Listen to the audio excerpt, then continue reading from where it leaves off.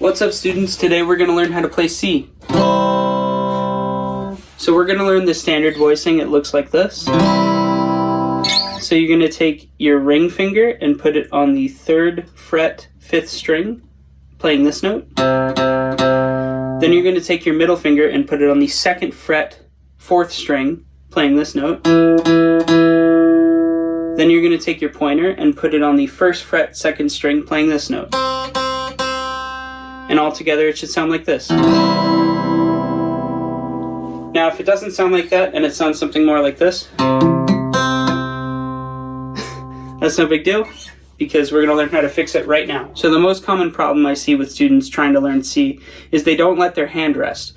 So basically, essentially what I mean is C is a chord where you're stretching your fingers out pretty far on the neck, for beginners anyway, and compared to G or D or these chords that only take place within 2 frets, C takes place within 3. So basically when you're learning and you're going like this, and you're going, God damn it, motherfucker, you need to let your hand rest every 3 or 4 tries, something like that, and just give it one of these, maybe just completely let it limp for a while, do a couple of these, and give it another try.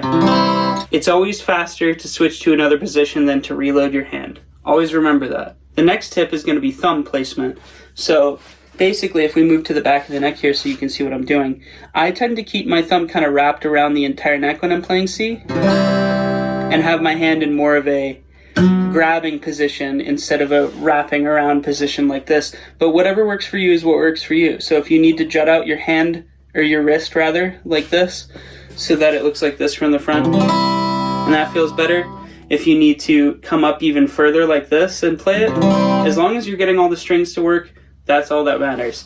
And talking about thumb placement and wrist placement, if moving your thumb towards the headstock like this allows for more stability and ease of play, then do that. If it means moving it towards the body and that sounds better for you, do that. Guitar playing is individual to every single person. That's what's so freaking cool about it. Last tip, very important, curl your fingers. If you have quite long fingernails on these 4 of your left hand, or whichever hand you have the neck on, if you have a left-handed guitar, it would be this hand, chop them off. I know it sucks, but it really helps with curling your fingers so that your fingernails aren't getting in the way of the fretboard and such. So if you don't have them curled, you might sound something like this, where you're blocking a bunch of strings, and just me curling my fingers and pushing my wrist out a little bit allows me to play the chord perfectly. So that's it. Hope you enjoyed. See you later.